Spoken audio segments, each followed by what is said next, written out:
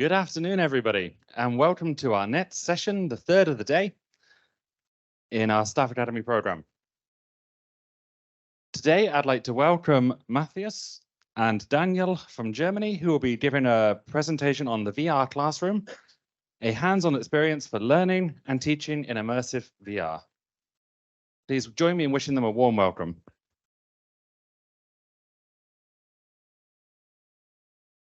So hello everybody. So I hope you enjoyed the Ingenium program so far. So at least I did, and thank you very much also for the presentation before, because it was a very nice onboarding process actually for what I'm talking about. We saw a very nice role play in reality in the physical environment, and maybe we can do this also in the virtual environment. I don't want to speak about so much like about the different content, but more about like this environment, how embodiment and stuff works. So who we are, maybe we can change the slides to our slides. Yeah.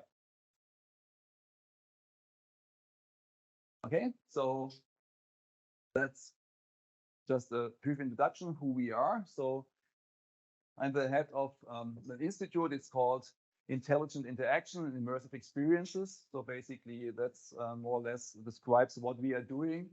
And I'm a professor for perceptive and intuitive user interfaces at the University of Life Science in Karlsruhe. And I'm also associated at the Universität in Hohenheim. And there we are in the social science. So it already gives you some idea what we are doing. We are between technology, but also like human factors. So we take care more or less about both different fields.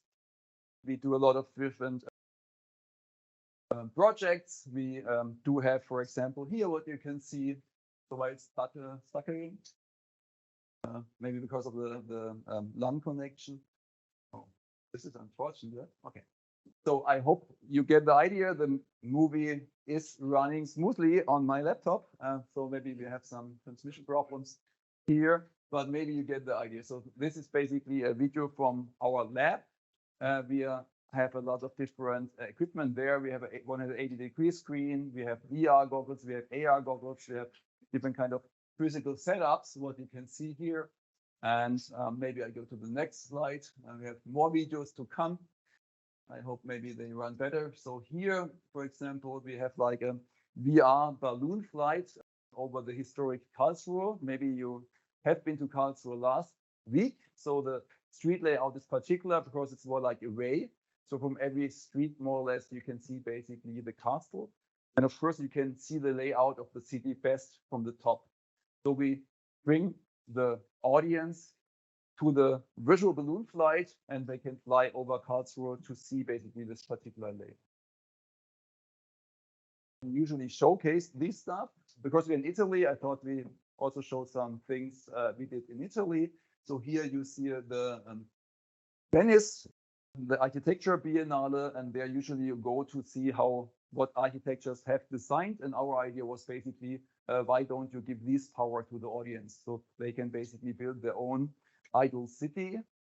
By here, you can see now by molding the different environments, like you can use sand to form basically like lakes and also different surroundings. And then you can place landmark objects like a church and so forth. And then basically every information is digitally combined. So what we want to talk about today, of course, is how we can use these technologies for learning. So of course, and museums is also a learning environment, but now we really talk more about like a classroom environment. And so one saying I'm sure you're all familiar with is basically tell me and I forget, show me and I may remember, involve me and I will understand. Yeah, from Confucius. It's more or less basically what you also do. You replay different situations. And I thought maybe also Confucius would have liked using VR because he can experience basically what he might want to learn or what he would like to teach. So if we think about these different dimensions of reality, there are more or less 4 different dimensions we can think about. If you come from a technical point of view, you might not think about the mental reality, what's happening in our minds. on the left-hand side, you see the physical environment, like as we experience right now. And then you have different types of virtual environments. They can be either mixed, so you see the physical environment at the same time you see a virtual environment, or you are completely immersed in the virtual environment. And that's what we are talking about next. But before we want you to introduce again, like this idea about the mental model, what you're building about how a particular technology or environment or culture and so forth works. But the particular idea about the mental model, it's always abstract. So it's not the reality. It's a very, very limited model of the reality. And it's usually good enough for you, for example, if you have a mental model, how to drive a car. So you don't know how, again, a combustion engine works, maybe, but you are still able to drive a car because of your mental model. If you go to England and you're from Central Europe, maybe you have to rethink about your model, right? And based on the mental model now, basically, we can connect these different worlds. Because most of the time, we live in the physical world, in the real world, the mental models we are building are based on the physical environment. And in our dreams, on the right-hand side, from the mental model, we generate basically our dreams. So if you have been grown up in Japan, your dreams might be different because you also have a different mental model.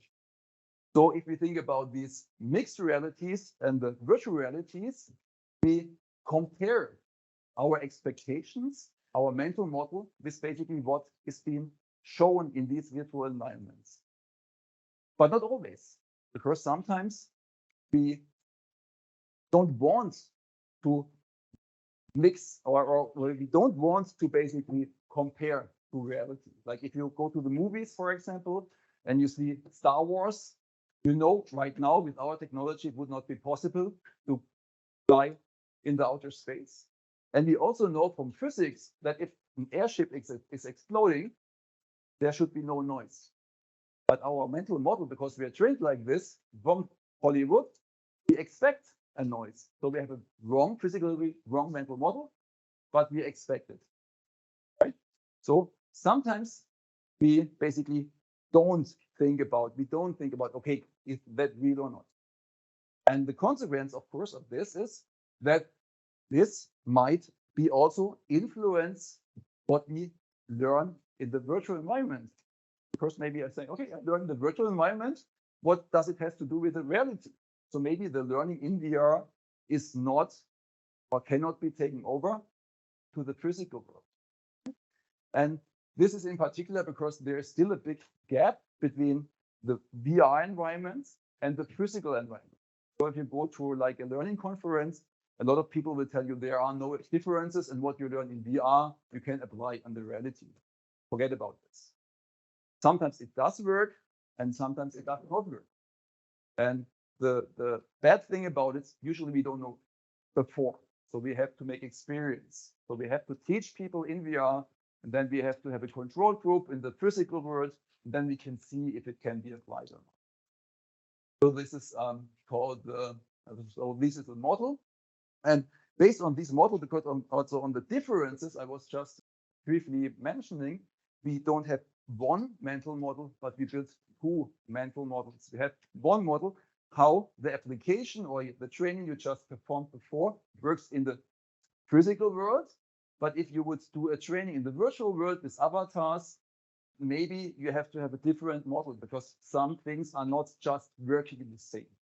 And that's why, and this is the red arrow we are seeing here, is that the model you are building in VR cannot directly be applied to the real application or to the physical world, but it has basically be somehow adapted to fit to the mental model of the physical world.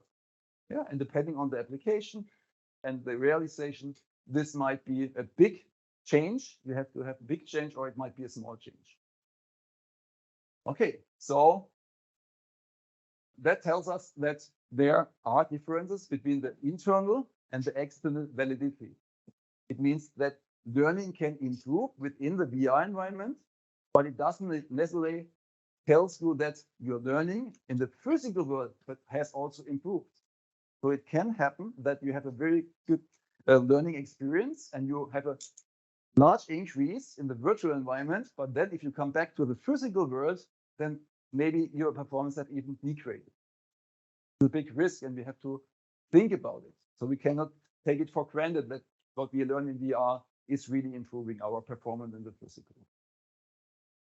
So if we think about the differences between the reality and the virtuality, we can separate different differences. So maybe they are technology related. The technology is still clumsy, as you can see here, for example, they have limitations. They have a lot of limitations. Some are problematic for the learning experience, some are not problematic. We can also think about conceptual differences. That means we can on purpose do things differently. Yeah, we don't have to rebuild a physical classroom in the virtual world because maybe you want to sit next to the ocean, or maybe you like skiing and you want to be next to the mountains in the winter time. So we can realize this. So right now we don't really know how these environments have to look like so that we have the best learning outcome. Yeah, but just resampling the physical world would be quite lame. So I'm sure we can do better. And then of course we have like also didactical differences, how maybe you can work with people. So if we think about these different changes, here we have like sensor setups. The sensors are not very fast. For example, there's a delay. This can cause motion sickness, for example, like if you're sensitive for with driving, yeah, if somebody's driving into the mountains and you get motion sick, very likely you have the same problems also via VR headsets with the current technology. So maybe in the future, it will not be a problem. There are a lot of different technology differences to the physical world right now, like we are using controllers most of the time, or even if you have to use, or you can use hand-free gestures, so you don't need a controller, it's not very precise, for example. So we have also conceptual differences, how to interact in VR. Like maybe I want to fly, because I don't have to go there. So if I would like to go to the exit in the back, I really need a long time to go there. But if I can fly or can teleport, it's much faster. And some of these concepts are just much better and much faster to interact in the virtual environment. And the interesting thing about all these things is also how to build up your narration around it. Yeah. If I'm just me and I'm in the VR environment and I can do magic, it would be strange. But if I'm in the role of Harry Potter and I can do magic, then it becomes normal because now I'm in this role, and then it's no wonder that I can basically do a lot of magical tricks in these environments. So conceptual differences, didactical differences, we can use different things like superimposition. So we can basically, if you are you want to learn a different language. So now we're in Italy and I want to order an ice cream. And of course, in English and German would be not so much fun. To do it in the native language would be better. So I can train in the virtual environment. I can be in an ice cream location and I can train already. And then I have subtitles in Italian and I can get the hints and I can train. So if I'm really in Italy later on, I'm in the same environment, my brain basically can remember. But if I would have learned the vocabulary back at my hotel room or in Germany, I'm in a different environment, so I cannot remember. So I'm in the restaurant here and I want to order ice cream, I forgot. Then I come home, back in my office where I learned the words, and then I can remember because the environment is actually giving you hints, so your mind can better remember. So that would be a very nice use case to use VR, for example. Another very, very important issue or a feature is the body ownership illusion. Because I'm in the virtual environment, I can be a different person. I can experience to be in a different person. And we can use this for learning. Like if you're in the healthcare sector, for example, you can experience how it is to be in a wheelchair and that you cannot go upstairs very easily and stuff like this. As a white male, usually I'm not offended. Maybe I can be like a black girl in Harlem or whatsoever, and then basically I'm exposed to all this racism and so forth. And by being exposed in the virtual environment, my brain, it can not really differentiate between reality and the virtual reality because it's already so close to reality. So it's different from the computer screen. And it has been shown that these exposures really change the behavior of the people. So if they have basically racistic before, maybe they are still racistic. So it's not magic VR, but maybe they think about what they say before and stuff like that. So there are a lot of really potential in this technology, but of course there is also a lot of danger, right? So I'm not telling you everything has to be moved to VR, and but we have to think about where are the chances and where are the dangers, and then we can use the chances to provide nice learning settings. So if you think about these different environments, we also have to think about these social actors or the social part about it. So if you think about VR, in the past, it has most of the time a very unique experience. You put on the headset, you play Beat Saber as a single player, and that's it. But VR is much more because we can connect just like we connect in the real world and not like we connect with Zoom or Teams, where you basically stay on the screen. First, you really feel the presence of the other person, and you cannot have this feeling on the computer screen. So if you do this, you can also think about how can we play with these representations. And here, basically, what you're seeing is we worked with the Zeppelin Museum. So it's a Zeppelin. So if and this cannot be built. A Zeppelin is 300 meters long, so they have no money and no space to rebuild a Zeppelin. And to experience how large a Zeppelin is, you can use VR because you have this size. You can really feel the size of something, what you cannot do on the monitor. But of course, if you go there, you lose the connection to your guide maybe. So we thought, okay, we want to build a guide who's guiding you in VR, like as a human being, but maybe he can look different. And that's what we did. We compared basically. So maybe a small Zeppelin is coming by, and the Zeppelin is telling you about the history about Zeppelins and so forth, and not maybe like a human like avatar.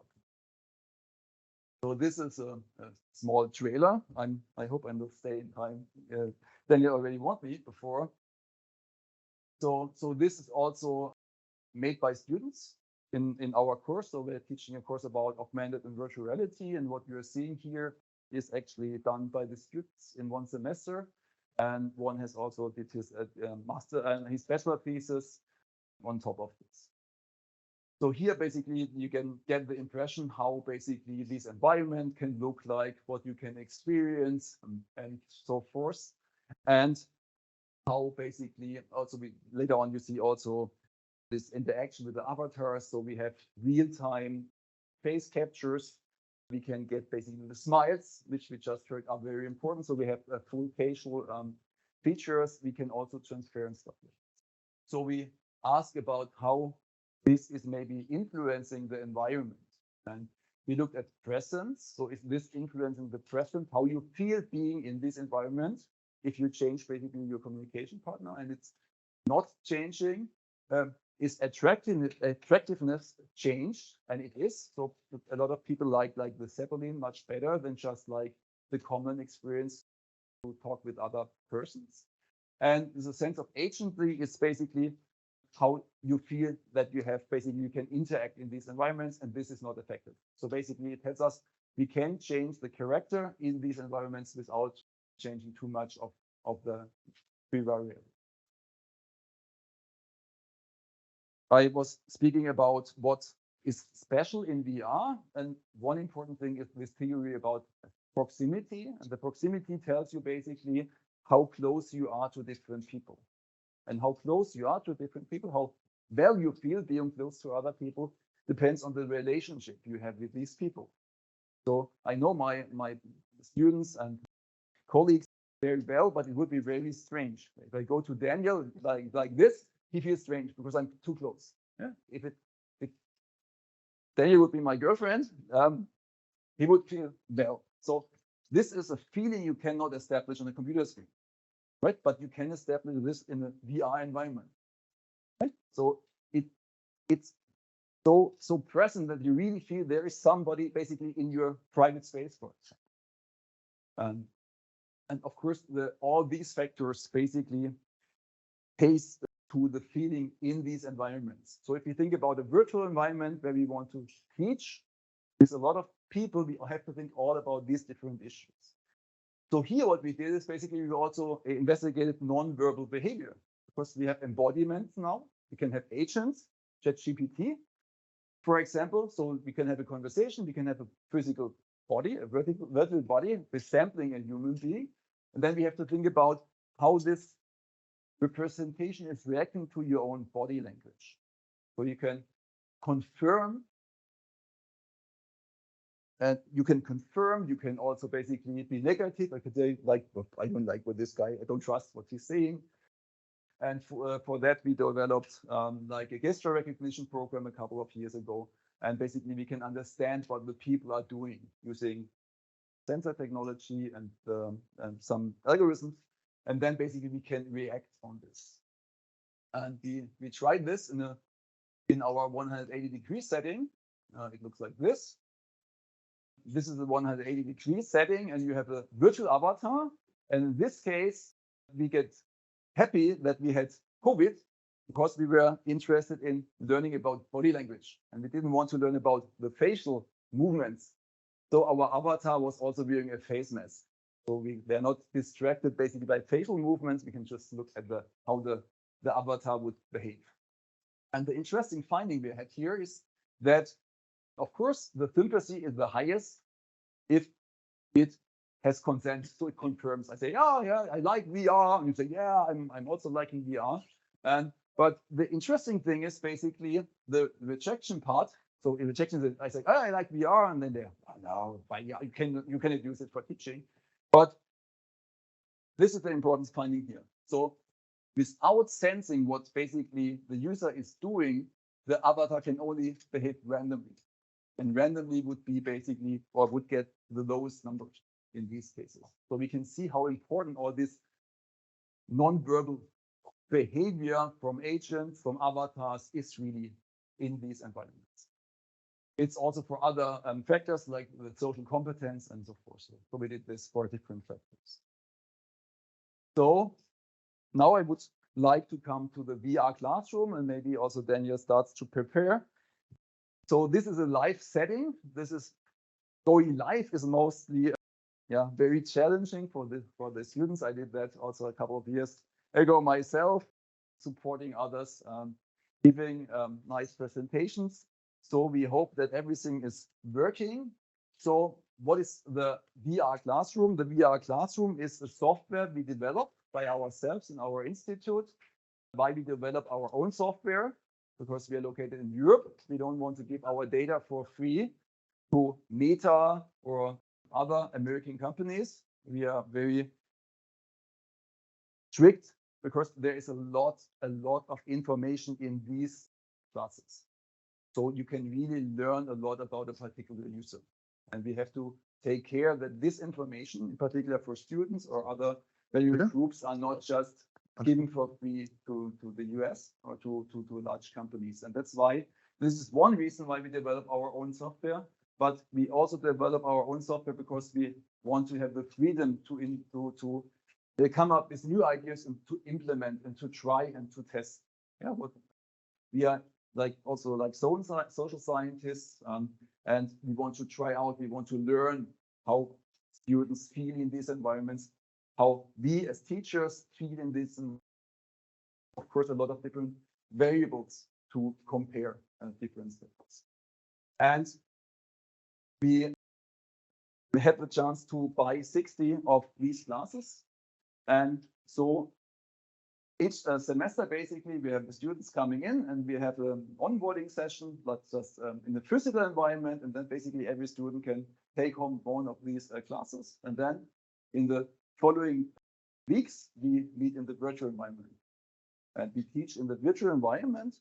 And this is, in our case, particularly interesting because we teach about VR. So if you want to have the students being exposed to a particular experience, it makes no sense that I give a presentation just like now, and maybe 4 hours later we go to the lab, and then the students already forgot what I was saying, and then they can experience. And then, okay, what was this?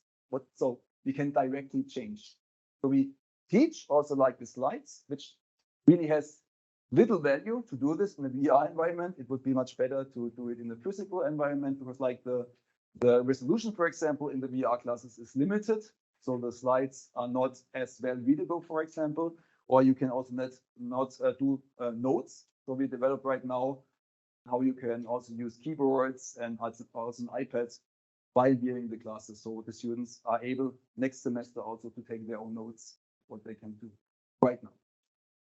So I hope Daniel is ready. It's going to be, going to be live very soon. So we have like this futuristic look. It can look however you like. So it's not a particular environment right now. It's just because students like usually love science fiction and all that stuff. So they come up with these environments, but there's no particular reason for doing this. But what is interesting, so the lecture platform, it's nothing particular, but what we also implement is like a spawn room. So you appear there, and then we have a door and we can open or close it, depending on basically the setting. And we have, for example, also a basketball court. And that's a real asset, because in Zoom, usually the lecture starts if the lecturer is there, and it ends if the lecturer leaves. So there is no time or no space for social connection between or exchange between the students. And that's what we have experienced with COVID, right? The students don't know each other anymore. They're now in the 4th semester and they suddenly meet in the physical space, but they don't know the names of the other students because they never had an inter-exchange without being in a lecture. And by having basically the court, they can come whenever they like. So they can even say, okay, let's go to the basketball court, and we are not there. So this is also a very nice feature. So what you can do in this environment, you can basically set up your own avatar, which really resembles more or less how you look like. So most of the students, we can basically realize in the physical world if we have seen the students in the virtual environment. It looks like this. So this is just a video with an onboarding process, for example. So here the camera. I'm really sorry for these distortions, but and here this is a very simple onboarding process. You have it in the child garden. You have the token, and you say, "Hey, I'm Matthias, and I like to learn about VR." And then you give the token to another person, and then basically the student introduces it. And the interesting part about having this in VR is the students are going to do this, because it's more playful than in the physical environment. So activation is easier in the VR environment than basically in the physical environment. The physical environment will say, I'm too cool jetzt. What do you want to do? But in the VR environment, it's working. So next slide. Okay, here we go. Okay. Okay. So as usually there are some errors you cannot predict at first, but what we are seeing now is basically Viona. So Viona is sitting over there, and basically now they can interact. So what they see, they have 90 frame rates a second, so there's no delay for them. If they would have a delay, they would basically feel ill very soon.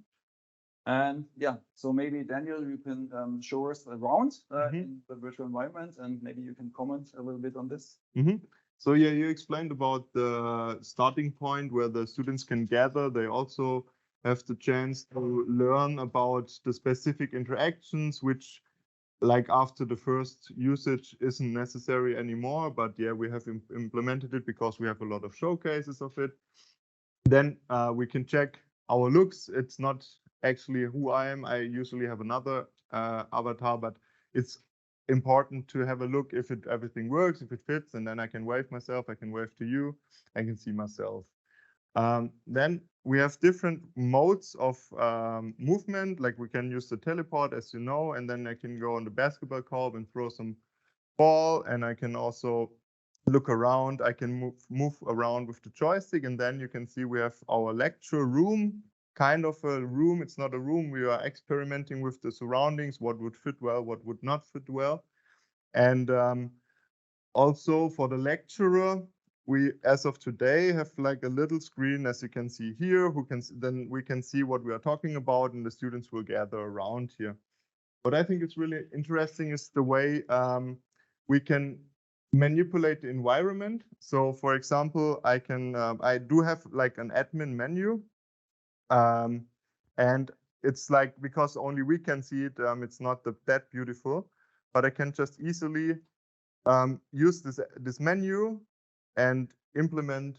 Now you can see I can just move around and I can spawn different stations in order for the students to try out all those concepts Matthias was talking about. And I really love that moment when people heard about the concept and then can actually go there. Fiona, maybe you can join me, and then read about it, because obviously we talk about it, and then we can just go there and move there and use our hand and maybe use our head. And then I should have a hat on, and it's hard to see. Maybe we can see the nose. Yeah, it's only for me to see. And these are all concepts to tackle motion sickness, because as of today, the technique is quite well. And if we implement it well enough, we do not challenge motion sickness or experience motion sickness that much. But some people are more likely to get motion sick than others. And therefore, students can try out live different systems of motion sickness. For example, Fiona here is trying the tunneling effect, which is also used in Google Maps, for example. And it basically does nothing else than making like a vignette around my viewport in respect to my movement, how fast I move. And yeah, for example, these are some examples we can use. Here we have like virtual, like a horizon, which also is used in nautics. I don't know if you know about those glasses that are made of, that are filled with water. And then you always have, when you're on a boat, you have like this virtual, like this actual horizon made by the water. And here we simulated using virtual reality. And now I have like everything on. And this might be a little confusing, but I can just try it out. I can go there, disable the nose, or disable the other effects again. And of course, we do have a lot of other features. We can change the whole environment to test out different movement patterns. We can, for example, we can spawn, or we can, in regards to embodiment, Fiona, where are you? Here, okay, hi. We can, for example, change the hand scale. As you can see, now I have like really huge hands. Fiona has huge hands. And this is like an experience you cannot experience in the real world. And it gives you, it might give you superhuman abilities. You can, yeah, just reset it. I can also implement like the viewport of a monitor. This would be the pendant to a regular computer monitor regarding in comparison to our virtual reality. And also, what can I do? Maybe I can make us a penguin. Let's see if it works. Yeah, it's not a penguin actually, but it's really important for embodiment. And you can imagine if you have like 20 people running around like a duck or whatever this is, this gives a really good feeling how things can work. Yeah. So we are back, and I think, yeah, we can also in our classes, we usually let the students design their own car. So they learn how to 3D model a car. They can then import it into this room, or it's a specific room where you have more space. They can see their own car, and also they can drive their own car in virtual reality, the system they built. Yeah. So is there anything I should add to the classroom? So I think that's fine. Thanks, Daniel. Vielleicht hier noch. So maybe I just keep on, and as you can see, we have prepared different classes. So later on, you can also come to the front and you can try it by yourself. We put on the chairs, so of course you can use it also while standing, but of course it's more difficult or more dangerous because you can hurt yourself more easily. That's why we prefer to show the environment today while sitting. But before we come to this part, I would like, I don't see my next slide. This maybe. Okay. It's not the, okay, so you're working on this. Okay, thanks. So we of course, we not only build this environment, we are not only talking or teaching in these environments, but we also have to learn a lot how to teach in these environments and how the students feel and stuff like this. So of course, we also speak with the students for different lectures. They help us to improve the environment. They also help us to build the environments. We have also computer scientist students. And so we also ask basically about like the learning experience, for example. So do you think it had like an added value? We see that most of the students agree. We had one student here, for example, who was or seemed to be very disappointed. So most of the time we get bad grades, not because of the environment is bad, but we always have like 10% of the students, they struggle with motion sickness, cyber sickness, as it's also called. And most of the time, the bad grades are really correlated to the motion sickness issue. And research has shown that also the learning outcome for people who experience motion sickness in the environments, they cannot learn anymore. I mean, if you feel sick, it's very obvious that you cannot learn. So for around 10% for the students, it's just not a good experience, and it's just not for them. So we always have to remember that maybe we exclude some of the students doing like a VR classroom. So we provide video lectures as well. So if a student really cannot join our lectures in real time, they can also basically have a video lecture afterwards. So we have also different classrooms, like it does help to understand different concepts more easily. And as you can see here, so most of the people agreed on this. And the teaching content shown, it's well chosen, though it's more like a control question for us. So if we had the right idea how to what content we have basically made experience, so it's still under development. So we have more and more content also for the students for each semester. And also we talked about, okay, what you think is particularly valuable here in this environment, and the presence in this setting was basically not very valuable for the students.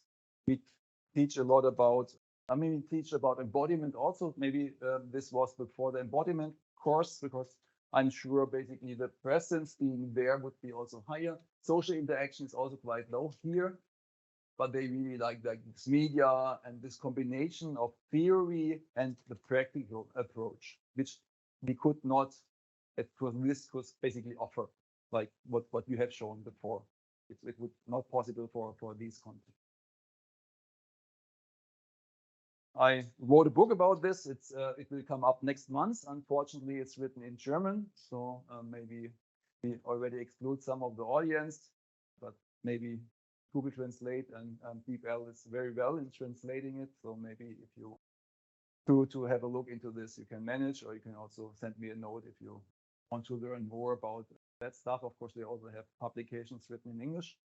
And apart from this, I would say it's time to try it out. But before, just come and you can experience. We just go through 3 or 4 more slides, so you learn about how to use it. And then we have a couple of people who will also help you to put on the headset. So I recommend for the people who are viewing classes to keep the classes on. And from the other things I have on the slides. So who have already used a VR headset? Maybe you can show some hands. Okay, so maybe 20%, 30%. Okay, so it's basically like you put it on like this from the front, and then you can move it back, and then you can adjust. Here you have a wheel, just like you adjust your helmet for the bike or bicycle. And if you are, then you can have the controllers where you can basically use the trigger, which is in front. You have a joystick on top of this, how you can basically move around and stuff like this. But basically, the people can also then help you if you try it out. And you can join the VR classroom. Here it's a special setup because we decided to have it completely offline. So of course, for the regular course, you do it online. We have a server, but if you go to a foreign place, you never know about the LAN condition, just what we experienced already with the video. So we are happy that maybe it's an offline system, but that's why we cannot offer you to basically choose your own avatar. You can just choose, okay, you're male and female, and then basically you can enter the environment. You can also put in your name, because of course, by having only like 2 or 3 avatars, you will not recognize the other persons. So maybe the name would be helpful. And I think we are good to go. We have the mirror. It's also a very important finding. So the people who join the environment, they always want to see how they look. So we have a virtual mirror there, so you can check basically that your hair is sitting correct and stuff. So my suggestion would be that the people who want to try out the very simple setup of the VR classroom, we can really not show a lot here by today, but we are happy that we have the possibility to at least show you some stuff. You can just come to the front, and I would be here and would be happy also to answer your questions while the other people can try out already the VR classroom. Thank you very much for your attention.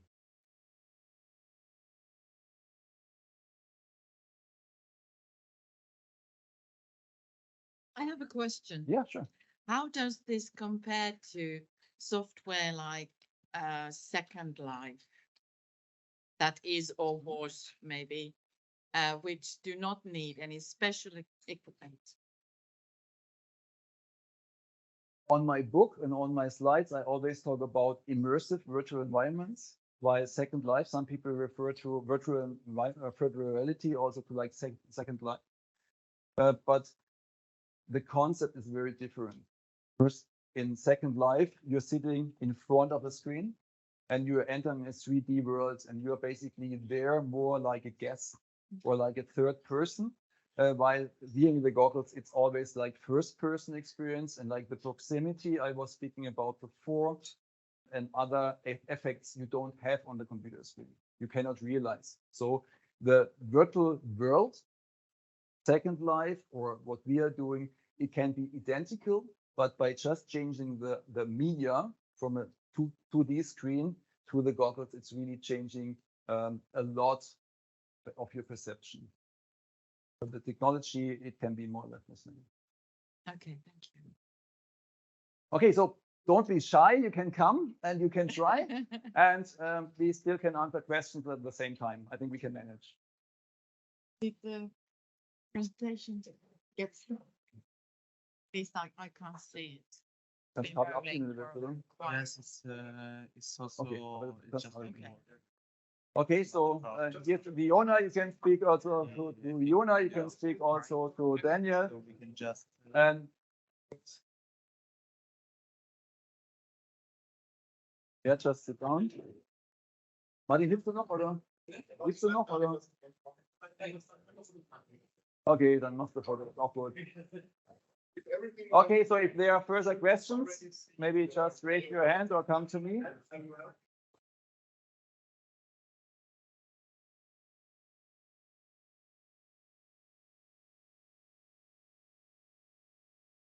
Any questions for Matthias? Yes, I'm wondering if the selection of the cartoon type of environment was driven by any specific objective, or it's just by case? There are a couple of reasons. So the answer to this is there are different effects. So one is basically we cannot track feet. So you observe that we don't have feet in these environments. So maybe I just go back and play a video. So we don't have feet because the feet cannot be tracked. And you have to use a very simple appearance because the glasses are not very powerful for 3D computer graphics.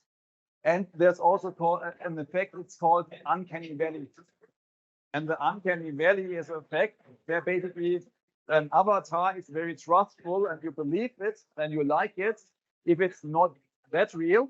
But if it becomes more real, the the acceptance drops because it's not real anymore. That's why you have to have an avatar which is either very abstract, like what we show, or very realistic. But in between, it would be not a good idea.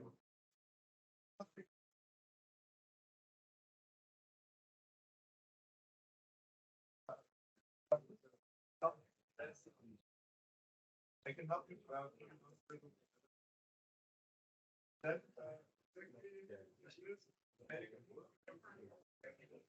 Yeah, Now able to join the class.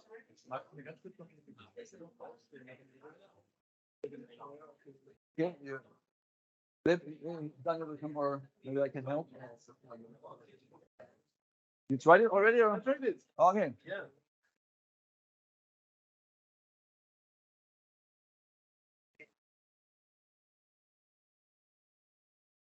Okay, I have to see, or maybe this one is, but they can check also.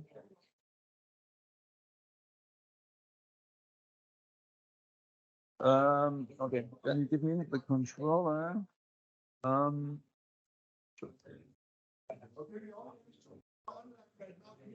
It's called join. It's called join.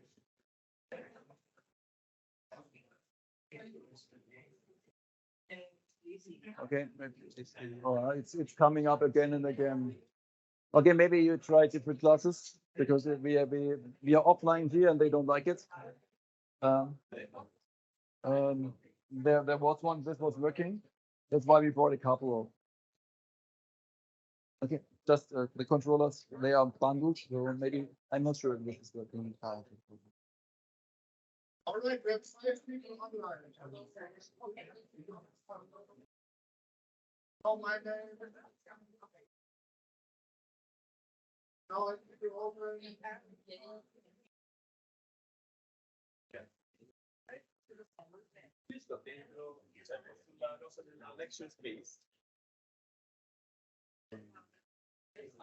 Not working.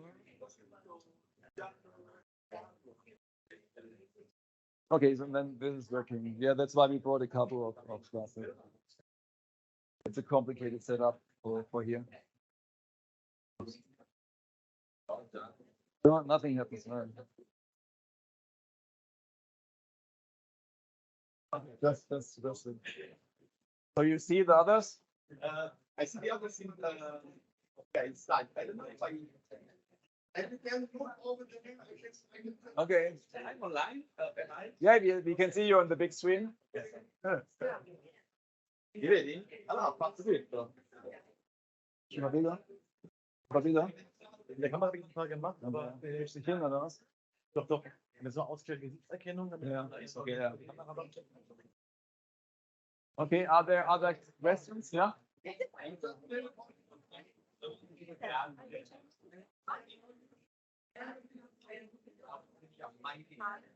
The hardware is just board, just the software is our own. We do also hardware, but not the glasses, but like for other things, we also work on this. Are working on their own. No, the server in the back. So we have the server now on the laptop here, but for the students, the server will be basically. So we have a computer at the campus, so we have all the data and not data.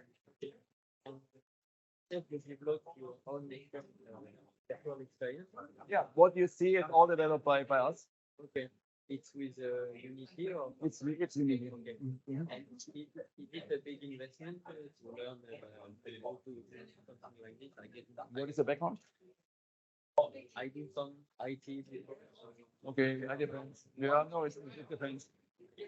But it's not only about coding; it's also about the concepts and a lot of like 3D modeling. So yeah, game design not so much, but I mean, if you have a game design background, you can easily adapt. I'm not really a game person, for example, so I do a lot of like fun experience, but I'm not in gaming, for example. So a lot of students are, oh, I want to do a game, and I'm like, but you can combine it also, like playful. Yeah, but because it's like a 3D environment, they are much more open, what I mentioned in my talk. So that's it's really a chance. It's maybe also people who are very introverts, and then they open up in this environment. And it's also private because you don't look if like we Zoom and if they turn on the camera, you see their apartment and stuff like this. And here you don't because you have just the avatar, so you don't really know a lot about their personal. Yeah, and if you are great. I'm very Seems happy like a about chance. it as well, and I hope I Have actually. you do this now for 3 semesters? What I'm saying. So yeah. Have basically started with it. So there are not a lot of groups in the world who do this. And it's even not the 60, so they have maybe 4 or 5 classes. And we do this with the whole class. And with the program, actually, we do it also for different universities. So students from other universities who are not Him? at Karlsruhe, but at like other cities in Germany, they can join also. Can you hear me? Also, that's true. Okay. Yeah, you can also. I mean, it doesn't really matter what headset you're using. So here we have a lot also like classes where you have to connect to the PC, but for the students to take home, it makes no sense. Here, these stuff they don't have facial. You cannot get the facial information. We have also the pro classes. So the lecturer, for example, for me, I can also have like facial expression. And you can also do this with using a microphone. Yeah. So from the microphone, you can basically recalculate how the mouse will move. So we are working on this also. Yeah. But we are working also like on embodied agents where you not talk to another person, but also you talk to the computer. The computer behaves like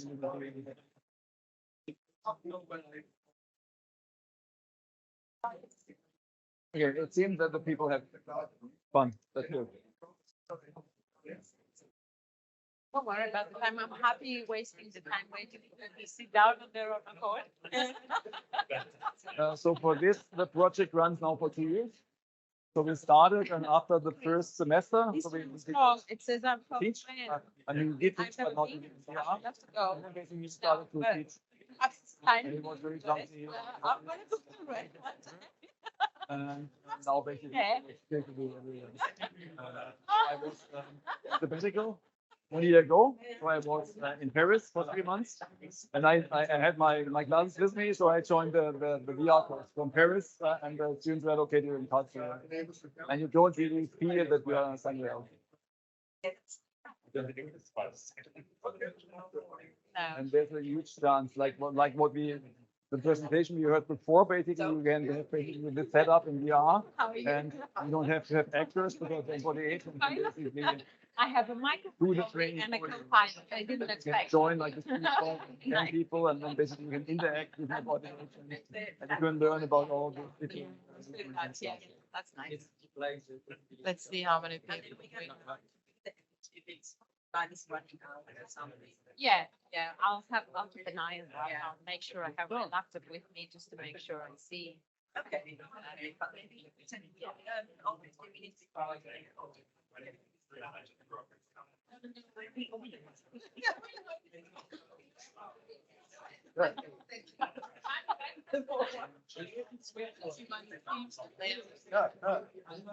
I'm just trying to see if there's anything that can spot. No. She said, "Oh my God," when I do that, and I thought, it looks like that. It's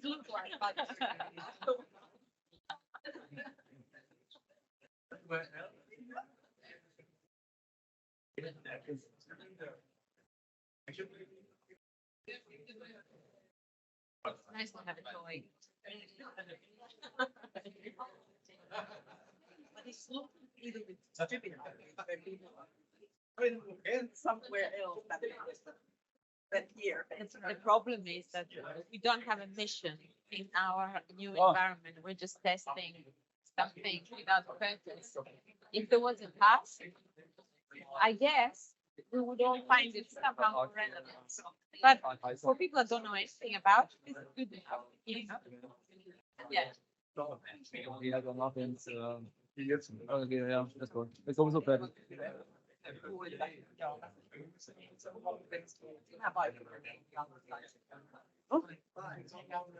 Nee, machen wir danach irgendwann. Okay, so it's how you want to proceed. So I think we just leave it and then basically we clean up I can after do the a next presentation with a VR set on that. Okay, Okay, so I that's fine.